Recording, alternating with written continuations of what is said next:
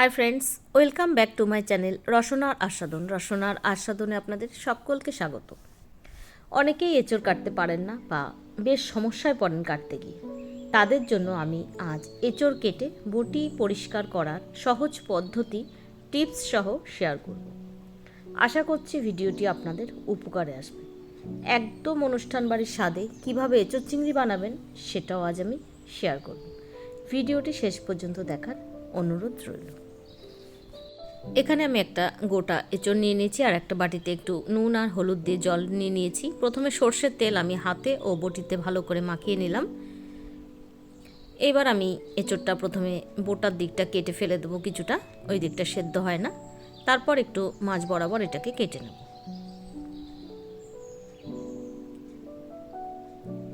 প্রথমে ছোট ছোট করে টুকরো করে নেবেন, তাহলে কিন্তু কাটতে সুবিধা হবে। লম্বা লম্বা টুকরো থাকলে হাতে আঠা লেগে যেতে পারে, তাই টুকরোগুলোকে একটু ছোট করে কেটে নেবেন। একটা টিস্যু পেপার দিয়ে আমি মুছে নিচ্ছি, আপনারা কোনো কাপড় দিয়েও মুছে নিতে পারেন বা যদি জল দিয়ে ধুয়ে নেন তাতেও অসুবিধে নেই, কিন্তু টিস্যু পেপার দিয়ে মুছলেও কোনো অসুবিধে নেই। এইবার আমি পেছনের দিকটা ভালো করে ফেলে দিচ্ছি, খোসাটা একটু সবুজ অংশও যেন না থাকে, ভালো করে ছাড়াতে হবে। সবুজগুলো থাকলে কিন্তু ভালো সেদ্ধ হতে চায় না এঁচড়। আর এই যে জায়গাটা, এইটা আমি কেটে ফেলে দেবো। এটাকে এঁচড়ের বুক বলে, এটা খাওয়া যায় না, এটাকে বাদ দিয়ে দিলাম। দিয়ে আমি একটু বড় বড় করে টুকরো করব, যেহেতু একদম কচি এঁচড়। আমি সাইজটা এরকম করলাম, আপনারা আরেকটু ছোটও করতে পারেন। সাইজটা আপনারা আপনাদের পছন্দ অনুযায়ী করবেন, আমি আমার পছন্দ অনুযায়ী করলাম। বটিতে তেল মাখিয়ে নিলে কিন্তু খুব সহজে আঠাটা তুলে নেওয়া যায়, আর হাতে তেল মাখিয়ে নিলে কিন্তু হাতে বারবার আঠাটা লেগে যায় না। এই সুবিধার জন্যই কিন্তু হাতে তেলটা মেখে নেবেন। আর বটিতেও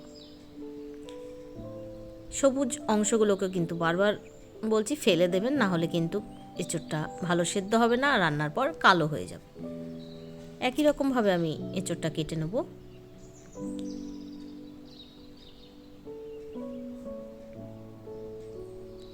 সমস্ত এঁচড় আমি এইভাবেই কেটে নেব।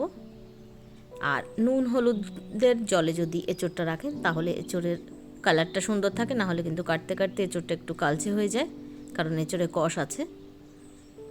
সমস্ত এঁচড় কাটা হয়ে গেছে। এবার আমি গ্যাসটা জ্বালিয়ে বটিটাকে প্রথমে ভালো করে গরম করে নেব।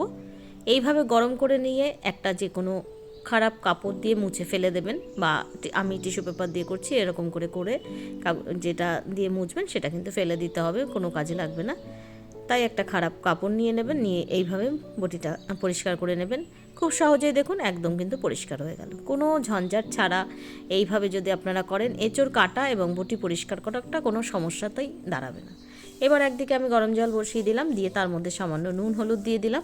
এঁচড়টাকে সেদ্ধ করব, তার জন্য এঁচড়গুলোকে আমি দিয়ে দিচ্ছি। নুন হলুদের জলটা ফুটে উঠেছে, তার মধ্যে আপনারা প্রেশার কুকারেও এঁচড়টা সেদ্ধ করতে পারেন। সেক্ষেত্রে একটু খেয়াল রাখতে হয় যাতে এঁচড় বেশি সেদ্ধ না হয়ে যায়। এঁচড় বেশি সেদ্ধ হলে কিন্তু ঘাটা ঘাটা হয়ে যায়, খেতে অতটা স্বাদ লাগে না। তাই আমি আজকে কড়াইতেই করছি। প্রেশার কুকারে যদি করেন তাহলে একটা সিটি মারার পর বন্ধ করে রেখে দেবেন, দিয়ে একটুখানি দেখে যদি প্রয়োজন হয় তাহলে আরেকটা সিটি দেবেন, না হলে এক সিটিতেই হয়ে যাবে।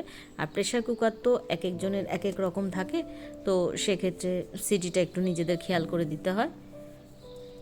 এঁচড়টা সেদ্ধ হতে হতে আমি আলুটা ভেজে নেব, তার জন্য কড়াইতে সর্ষের তেল দিয়ে দিলাম। পুরো রান্নাটা আজকে আমি সর্ষের তেলে করব।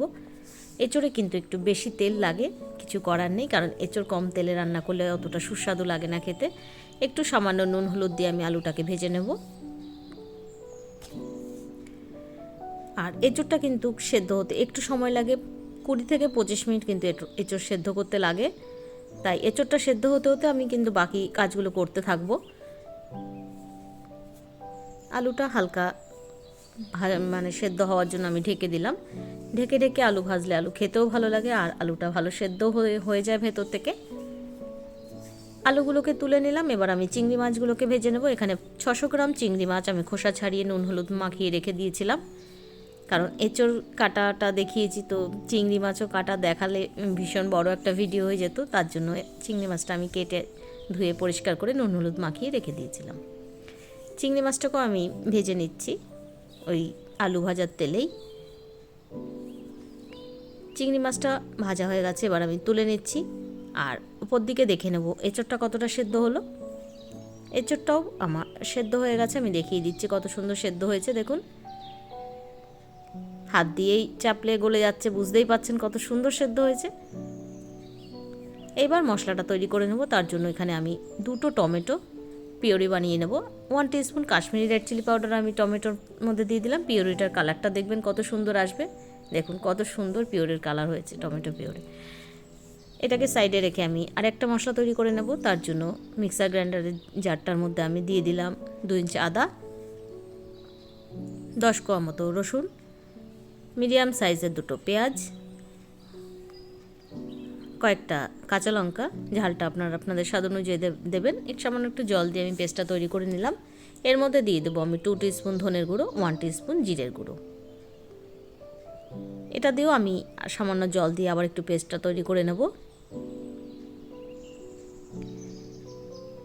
হয়ে গেল আমার মেন মশলা এঁচোড় চিংড়ির। আর এখানে আমি 4 টিস্পুন দই, টক দই, এটাকে আমি ভালো করে ফেটিয়ে রেখে দেব। মশলাগুলো সব রেডি হয়ে গেল। এবার চলে যাব আবার রান্নাতে। সেই আলু আর চিংড়ি মাছ ভাজা কড়াইটাই বসিয়ে দিলাম। তার মধ্যে সর্ষের তেল দিয়ে দিলাম, 4টে এলাচ, 3টে লবঙ্গ, 2টো দারচিনির টুকরো দিয়ে দিলাম, আর একটা তেজপাতা ফোড়নে দিলাম। ফোড়নটা থেকে সুন্দর গন্ধ বেরোলে তার মধ্যে অ্যাড করে দেবো কুচনো পেঁয়াজ। সমস্ত উপকরণের ডিটেলস আমি ডেসক্রিপশন বক্সে দিয়ে দেবো, আপনারা প্লিজ একটু চেক করে নেবেন। সামান্য নুন হলুদ দিয়ে আমি পেঁয়াজটাকে ভেজে নেব। নুন আর হলুদ দিলে পেঁয়াজটা খুব সুন্দর সফট হয়ে যায়। এবার আমি যে এঁচোড়টা সেদ্ধ করে জলটা ঝরিয়ে রেখেছিলাম সেই এঁচোড়টা এখানে অ্যাড করে দিলাম। এঁচোড়টা আমি আলাদা করে ভাজলাম না, কারণ আলু চিংড়ি মাছ ভাজতে অনেকটাই তেল লেগেছে। এবার এঁচোড়টাও যদি আমি আলাদা করে ভাজি তো অনেকটা তেল অ্যাড হয়ে যাবে, ওই জন্য আমি একবারে পেঁয়াজের মধ্যেই এঁচোড়টাকে দিয়ে ভাজছি। আর এইভাবে তেলটা একটু কম লাগে, কিন্তু খেতে অত্যন্ত সুস্বাদু হয়। যেহেতু সমস্ত মশলাগুলোর সাথে এঁচোড়টাকে আমি কষাচ্ছি, সমস্ত মশলার ফ্লেভারটা এঁচোড়ের মধ্যে চলে আসে। এঁচোড় কিন্তু একটু পানসে সবজি, তাই এটা সমস্ত মশলা দিয়ে যদি কষানো যায় তাহলে কিন্তু এটার টেস্টটা অনেক বেড়ে যায়। দিয়ে দিলাম আমি এখানে রসুন, পেঁয়াজ, আদা আর সমস্ত গুঁড়ো মশলার যে পেস্টটা তৈরি করে রেখেছিলাম সেটা আমি এখানে অ্যাড করে দিলাম। সমস্ত মশলা দিয়েই কিন্তু আমি লো টু মিডিয়াম ফ্লেমে ভালো করে কষাবো। সামান্য হলুদ আর সামান্য নুন আমি এখানে অ্যাড করে দিলাম। দিয়ে আমি এঁচোড়টাকে ভালো করে কষাবো, বেশ কিছুটা সময় নিয়ে কষাবো। 1 টিস্পুন আমি এখানে কাশ্মীরি রেড চিলি পাউডার দিলাম, তাতে কিন্তু এঁচোড়ের কালারটা খুব সুন্দর দারুণ আসে, একদম অনুষ্ঠান বাড়ির মতো একটা কালার চলে আসবে। আর এখানে যে দইটা আমি ফেটিয়ে রেখেছিলাম সেটাও আমি অ্যাড করে দিলাম। সমস্ত মশলা অ্যাড করা হয়ে গেছে। এবার আমি ভালো করে একটু হাতে সময় নিয়ে ভালো করে কষাবো। যে আলু আর চিংড়ি মাছটা ভেজে রেখেছিলাম সেটাও আমি অ্যাড করে দিলাম। লো টু মিডিয়াম ফ্লেমে এবার একটু সুন্দর করে এটাকে কষিয়ে নেব। কষানোটা যত ভালো হবে এঁচোড়ের মধ্যে ফ্লেভারগুলো মশলার তত চলে আসবে আর তত খেতে সুস্বাদু হবে। 1 টিস্পুন চিনি আমি অ্যাড করে দিলাম। চিনিটা অবশ্যই দেবেন, তাহলে দেখবেন এর স্বাদটা কত গুণ বেড়ে যায়।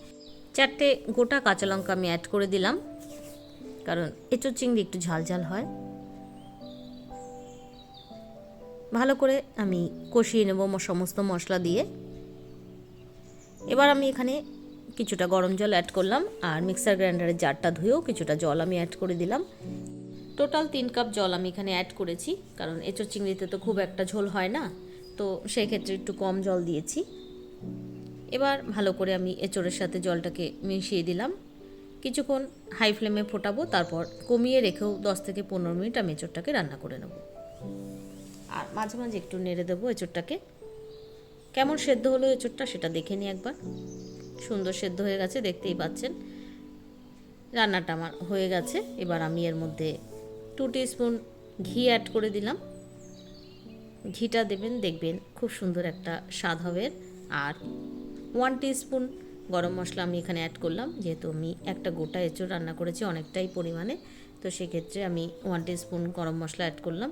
এবার আমি ঢাকা দিয়ে রেখে দেবো 10 থেকে 15 মিনিট, তারপর আমি এটাকে সার্ভ করে নিচ্ছি। দেখুন কত সুন্দর দেখতে হয়েছে। আপনারা একবার বাড়িতে ট্রাই করে দেখবেন, আশা করছি আপনাদের ভালো লাগবে। ভিডিওটি ভালো লাগলে লাইক, কমেন্ট ও শেয়ার করার অনুরোধ রইল। আর যারা আমার চ্যানেলটিকে এখনও সাবস্ক্রাইব করেননি তাদের কাছে সাবস্ক্রাইব করে নেওয়ার অনুরোধ রইল।